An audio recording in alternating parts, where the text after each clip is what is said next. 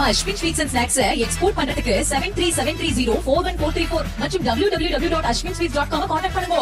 சென்னையில் 25 நாட்களாக தொடர்ந்து போராட்டத்தில் ஈடுபட்டு வரக்கூடிய இடைநிலை ஆசிரியர்கள் இன்றைய தினமும் வலுக்கட்டாயமாக கைது செய்யப்பட்டிருக்கிறார்கள். பாரிமுனையில் சாலை மறியலில் ஈடுபட்டவர்களை காவல்துறையினர் கைது செய்து அழைத்து செல்லக்கூடிய அந்த காட்சிகளையும் பார்த்து கொண்டிருக்கிறோம். விரிவான விவரங்களோடு இணைகிறார் எம்முடைய செய்தியாளர் ராஜேஷ். கள நிலவரம் என்னவாக உள்ளது?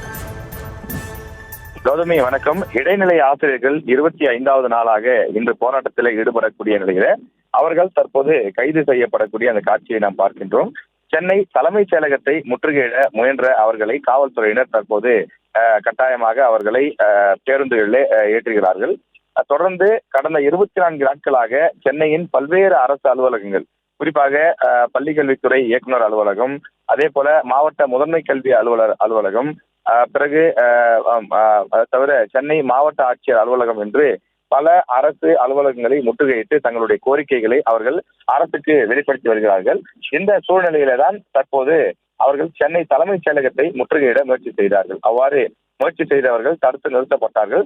தொடர்ந்து அவர்கள் முயன்று செல்ல முற்பட்டதனால் தற்போது பேருந்துகளில் ஏற்றி அவர்கள் அழைத்து செல்லப்படுகிறார்கள். கடந்த 24 நாட்களாக ஆசிரியர்கள் தொடர்ந்து கைது செய்யப்படுவதும், பிறகு மண்டபங்களில் அடைக்கப்படுவதும், பிறகு 7-8 மணிக்கு அவர்கள் வெளியில விடப்படுவதுமாக இருக்கிறார்கள். அவர்கள் என்ன செய்தாலும் சரி, இந்த முறை எங்களுக்கான அந்த கோரிக்கையை நிறைவேற்றும் முறை நாங்கள் ஓயப்போவது இல்லை என்று அறிவித்திருக்கிறார்கள். தமிழகத்தில் இருக்கக்கூடிய அரசு பள்ளிகளில், தொடக்க பள்ளிகளில் பணியாற்றக்கூடியவர்கள் தான் இந்த அரசு பள்ளி இடைநிலை ஆசிரியர்கள். 1 முதல் 5ஆம் வகுப்பு வரை, தமிழ் முதல் சமூக அறிவியல் வரை பல்வேறு பாடங்களை நடத்தக்கூடியவர்கள். இவர்கள் இருக்கக்கூடிய பிரச்சனை என்னவென்றால், 2009ஆம் ஆண்டு மே மாதத்திற்கு முன்பு பணியில் சேர்ந்தவர்களுக்கு அதிகமான ஊதியம் வழங்கப்படுகிறது. 2009 ஜூன் மாதத்திற்கு பிறகு, அதாவது 2010, 11 போன்ற ஆண்டுகளிலே பணியில் சேர்ந்தவர்களுக்கு இந்த ஊதியம் குறைவாக வழங்கப்படுகிறது. 2 தரப்புக்கும் அந்த ஊதிய முரண்பாடு என்பது 25,000 வரை இருக்கிறது என்று சொல்கிறார்கள். எனவே அப்படிப்பட்ட சூழ்நிலையிலே ஒரே பள்ளியில் ஒரே வகுப்பறையிலே பாடம் நடத்தக்கூடிய ஒரு பிரிவினருக்கு அதிக சம்பளம், மற்றொரு பிரிவினருக்கு குறைவான சம்பளம் ஏன் என்று அவர்கள் கேள்வி எழுப்புகிறார்கள். எனவே எங்களுக்கும் சமமான அந்த சம்பளம் வழங்கும் வரை நாங்கள் தொடர்ந்து போராட்டம் நடத்துவோம். 15 ஆண்டு காலமாக நாங்கள் கோரிக்கையை வைத்துக் கொண்டிருக்கிறோம். எங்களது கோரிக்கைக்கு அரசுகள் செவிசாய்க்கவில்லை. இந்த முறை செவிசாய்க்காமல் எங்களது கோரிக்கையை நிறைவேற்றாமல் நாங்கள் வகுப்புகளுக்கு திரும்ப மாட்டோம் என்று சொல்லி கடந்த 15 நாட்களாக அவர்கள் சென்னையில அந்த பள்ளிகள் வகுப்புகளையும் புறக்கணித்து போராட்டத்தில் ஈடுபட்டுக் கொண்டிருக்கிறார்கள்.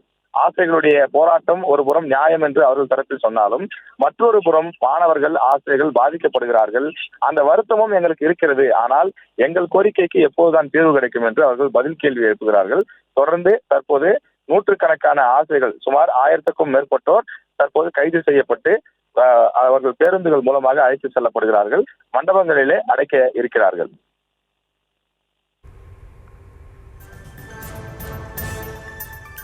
விவரங்களுக்கு நன்றி ராஜேஷ். நம்ம Ashwin sweets and snacks export பண்றதுக்கு 7373041434 மற்றும் www.ashwinsweets.com கான்டாக்ட் பண்ணுங்க.